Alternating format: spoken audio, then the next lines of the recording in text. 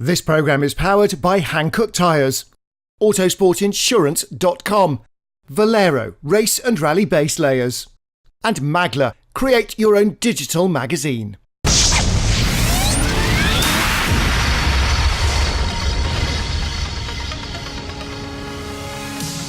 Hello and welcome to the TT Circuit of Assen. We're here at the Gamma Racing Days for the fourth round of the GT and Prototype Challenge, a championship for GT cars, sports cars and prototypes, with high drama and not always for the right reasons.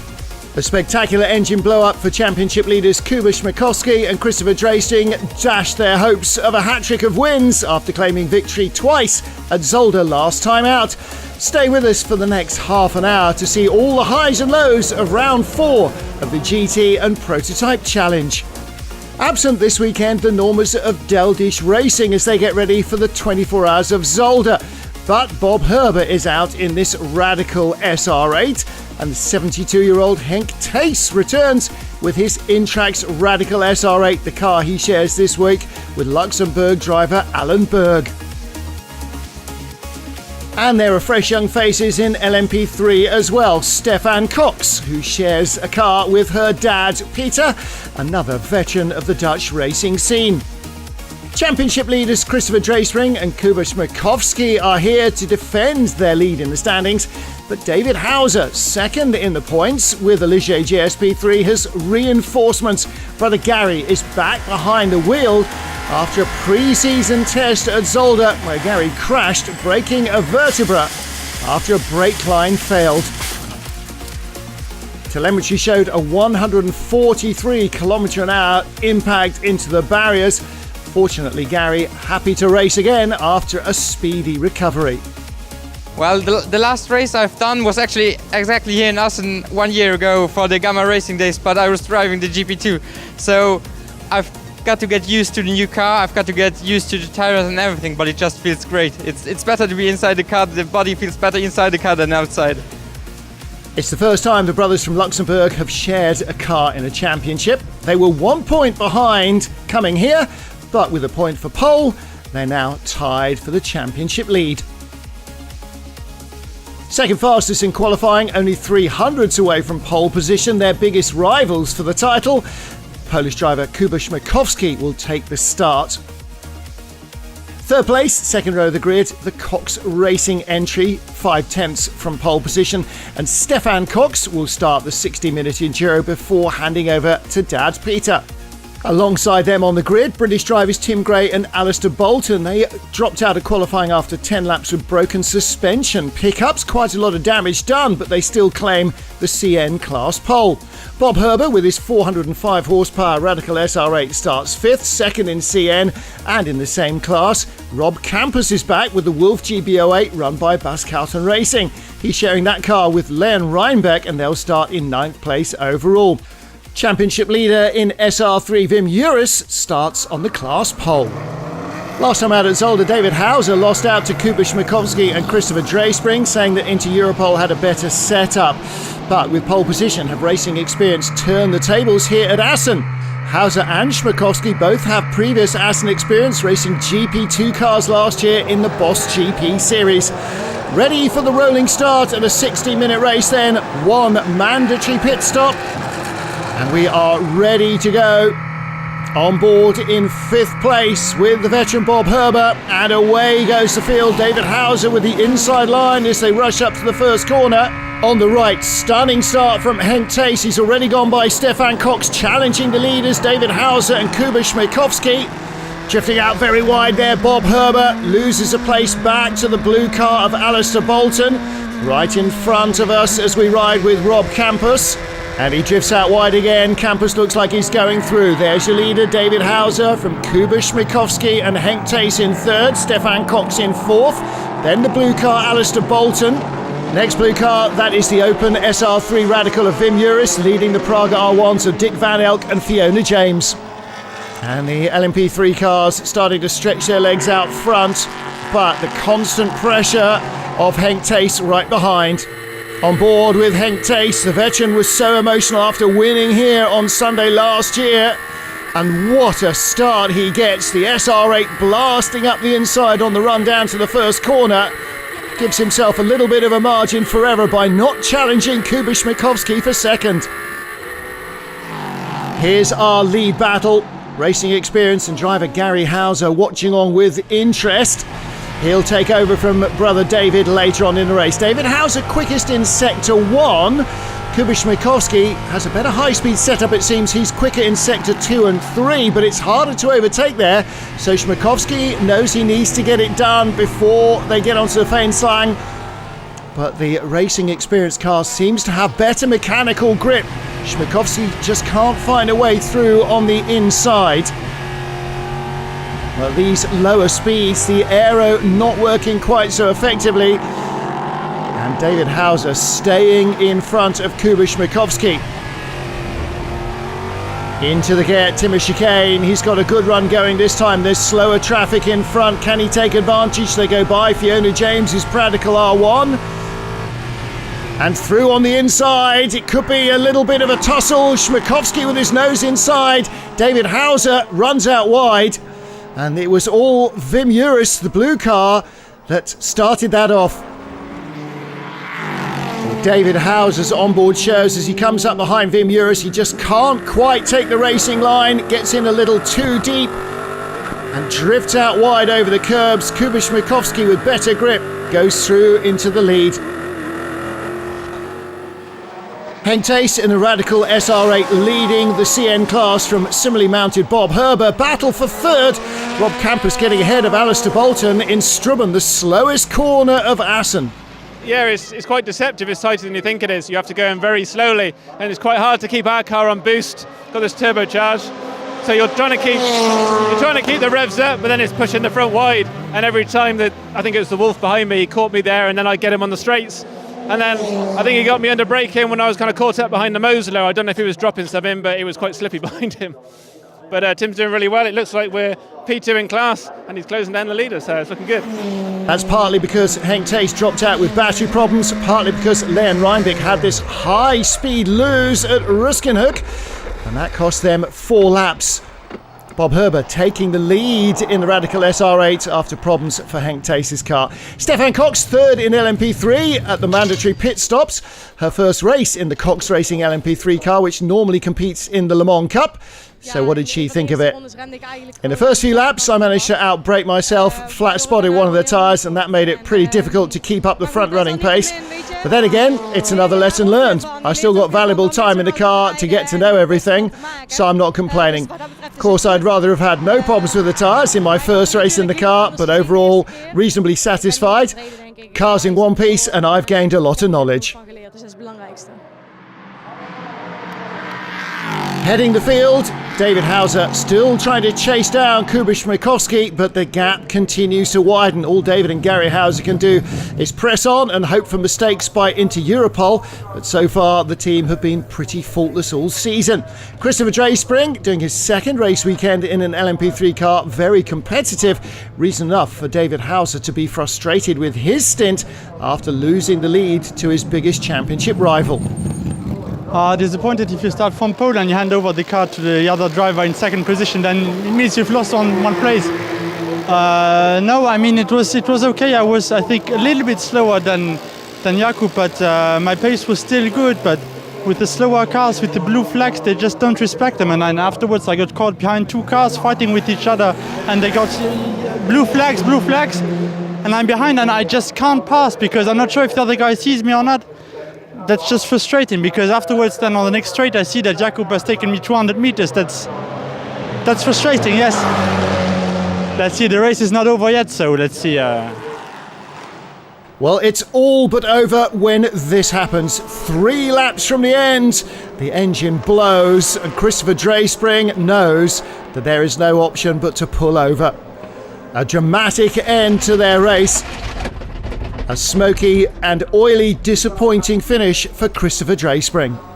For me, it was the first time in the car to have an engine blow, so I was very, very scared. But in the end, nothing happened to the other drivers and to me. It's very sad and very disappointed for us because we were in the lead, and it is how it is.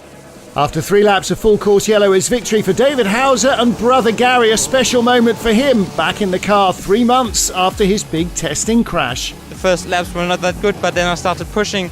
My team told me that I'm gaining time on him, so I tried to continue to push, and you should never give up. And then for sure it was a little gift. When I arrived on the straight, I saw literally nothing. But when I tell you nothing, I was driving like 10 Ks on the street, and I was just hoping that there was no car standing in front of me and that there was no car coming from the back running into me, because there was just a white wall. Well, and then the rest of the race we stayed on the full course yellow. So I'm really happy to be back. Bob Herber was handed the CN lead after Henk Thees's battery problems, winning in front of Tim Gray and Alistair Bolton, with Rob Campus and Len Reinbeck in third. Herber had a great first stint, harassing Stefan Cox's LMP3 car. In the opening stages, I could keep up with the LMP3, but their cornering speed is much higher than ours. If you get too close, you end up losing speed because you're in the turbulent airflow, you can't attack, but I had great fun. Wim Uris led the SR3 class early on, but dropped down the order on lap 7. Then leader Dick Van Elk put the car in a gravel trap at Ussenbroeken. Fiona James inherited the lead, but she was confident that she could have taken the lead regardless of that mistake by Dick Van Elk. I was catching him, I think, going by the pit border, near almost a second a lap, I think. I had a spin at the start as well, trying to go down Dick's inside, and held the brakes too long. And then I think he did the same thing when he spun. So. Here's how they finished the first race in Assen. Class winners with the yellow highlights. In the championship, the Hausers have taken the lead by 9 points ahead of Dreesping and SMIECHOWSKI, who still were third in the class because they did complete 75% of the race distance. Well, that's it from the first race. Stay with us for the second encounter at Assen, coming right up.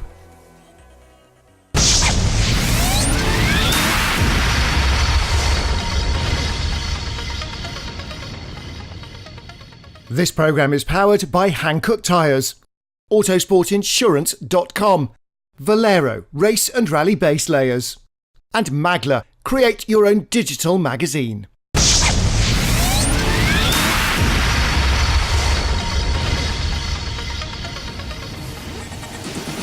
Welcome back to the TT Circuit of Assen for the fourth round of the GT and Prototype Challenge powered by Hankook. In the first race on the Gamma Racing Days, brothers Gary and David Hauser with their Ligier LMP3 won the 60-minute race. Second place, father and daughter duo Peter and Stefan Cox with another Ligier, a unique occasion with the duo racing together in the LMP3 car, so we thought it would be a good chance to catch up with the pair of them. The fact that I can race with my dad on such a high standard is amazing. I never thought that would happen.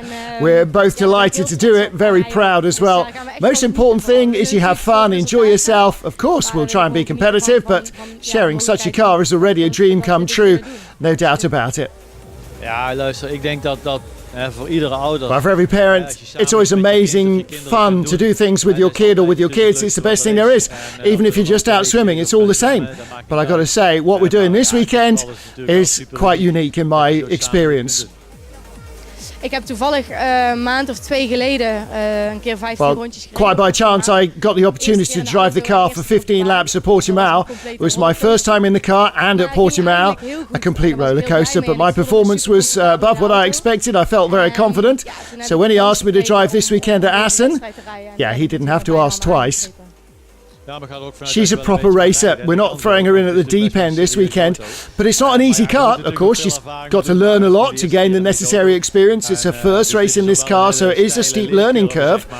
But the event itself is a great environment, not too much pressure.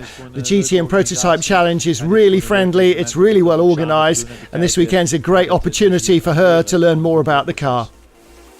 Peter Cox is a racing legend, both in the Netherlands and abroad. Since 1995, he's been a works driver for the likes of BMW, Aston Martin and Lamborghini. But now he's focusing on racing in the American market. Ja, ik ben fabrieksrijder voor I've become a works driver for Honda, or Acura as it's known in the US. I've been working on the development of the new Honda NSX GT3, and this year I'm competing in the American GT3 series.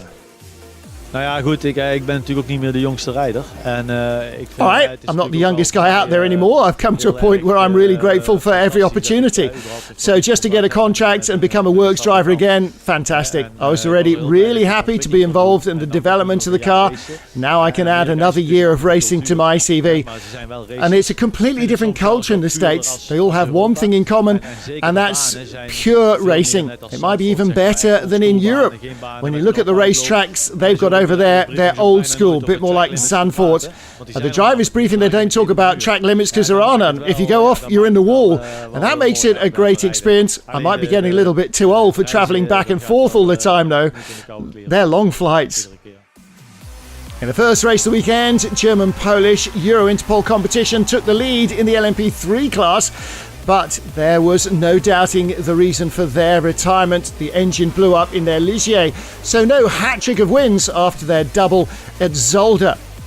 KUBA SMIECHOWSKI and Christopher Drayspring with a hole in the side of the engine block, requiring a brand new engine for the team led by Michael Kaiser. Well, the engine replaced in no time on Sunday morning, and so they will compete in race 2 to try and make on their 9-point championship deficit. And that will be 8 points as they roll onto the start grid as they have pole position for race 2. This time it'll be Christopher Drayspring who takes the start, the second time he's done that after his debut weekend in Zolder.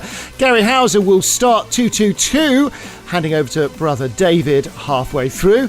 And on row 2 of the grid, it'll be Peter Cox with starting duties. Daughter Stefan will take over the family-owned car after the halfway point. Tim Gray will start the Praga R1 Turbo on the CN class pole ahead of Bob Herber, who's enjoyed his weekend in the Radical SR8 so much that he's decided to buy the car. First time back in a Radical for 2 years. Alan Berg doing the race all on his own. He'll start from 6th position because he didn't get to drive race 1. So Henk Thees hands him the car for the entirety of race 2.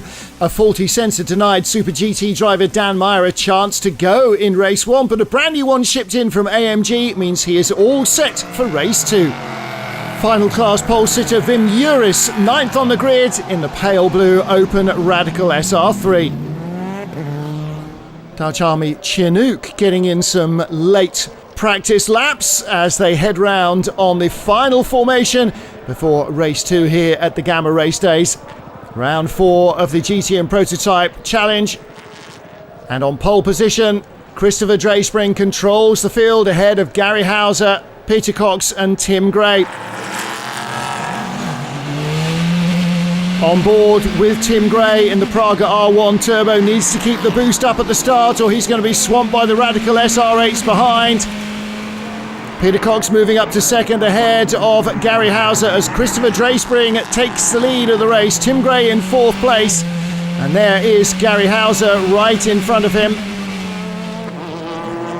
Christopher Drayspring with the lead now. Can he hold off veteran racer Peter Cox? Cox not wildly experienced in the LMP3 machinery. He spends a lot of his time as a GT racer. But Christopher Drayspring doing a good job in the early going. 3rd place, Gary Hauser. 4th, Tim Gray, hot on his heels. Flat out in Ramshoek, over the curbs, all trouble. Trying to get it stopped for the get. Tim is chicane. He's got it back. No, he hasn't. Loses the tail and into the gravel. A long way back to the pit lane, especially with a punctured tyre. And that is not the start they needed to their race. I turned in absolutely fine. In the middle of the corner, it had a bit of a sort of a wiggle. And I just had to go sort of to the outside. Went over the curbs, got back on the track, and I thought, okay, fine. And I hit the brake for the chicane, it just spun me around, and off I went into the gravel. Fortunately, it was just a tyre, so at least we can continue racing and see if we can pick up some more points. Back with the lead battle, Christopher Drayspring leading. Peter Cox piling on the pressure. Can't get by his rival, so in the end, he brings the car in from 2nd place at the earliest opportunity to hand it over to daughter Stefan. We hebben nog nooit op deze banden gereden en het was natuurlijk voor Stefan de eerste keer, dus er was heel weinig rijtijd voor dit. First time we've raced on the Hankook tyres, so I'm going to let Stefan do most of the driving. We didn't have much time to work on the setup. Stefan couldn't really tell us whether it was improved or not because it was her first time in the car. So we used the first race to find out what could be improved, changed the setup a bit for race 2, much better but still not perfect. I was fastest in sector 2 and 3, but in the slow first sector the mechanical grip just wasn't there, so we need to test a little bit more to sort that out, but it was definitely much better than yesterday. Stefan Cox having a much better time than in race 1, hanging on to second place all the way to the checkered flag. 5.6 seconds further up, KUBA SMIECHOWSKI setting the fastest race lap in his stint, showing what a good job his teammate had done in keeping those tyres alive. They claim victory and retake the championship lead by 3 points. Yesterday we had some bad luck. The team, everyone worked really hard to get the new engine in, and well, I just tried to do my best for them. Christopher did a great job staying in front. And then I pushed a little bit in the beginning, but then my engineer told me we had a big gap, so I just tried to stay out of trouble, keep a good pace and, well, finish. Bob Herber led the CN class after 4 laps of the race, but a faulty transponder saw him drop to 4th place on the timing screen. Eventually, race control would give him 2nd. Rob Campus and Leon Reinbeck taking 3rd in the CN class in the Wolf GBO8. But Luxembourg-based Alan Berg was the man who came out on top. 4th place overall, winning in the CN class, but he almost didn't make it to the finish line. Yeah, yesterday we had some big problems with the battery, and today we had nearly the same problems after 15 minutes. So I couldn't push very hard, but yeah, I managed to finish the race.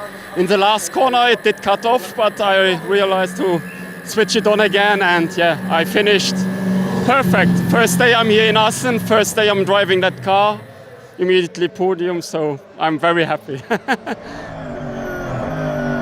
Dan Meyer claimed victory in Super GT in the Mercedes SLS GT3 car. A little bit of a lonely race in his category, but he had plenty of fun battling the CN class drivers.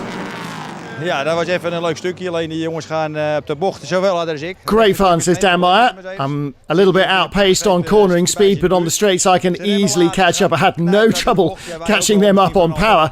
But they can brake much later, carry much more speed in the turns. It might look like I'm quick in the corners, but we're not. The tyres were degrading at the end. It was very hot, but I enjoyed myself. The Mercedes gave me a good race, which is good news after all our recent bad luck. No problems in race 2 for Wim Uris, claiming his 3rd win of the season and extending his SR3 championship lead as he is victorious. Fiona James taking 2nd spot.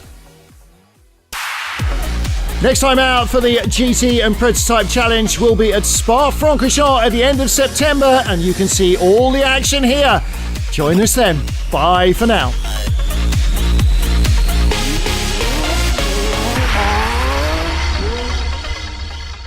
This programme is powered by Hankook Tyres, Autosportinsurance.com, Valero Race and Rally Base Layers, and Magla. Create your own digital magazine.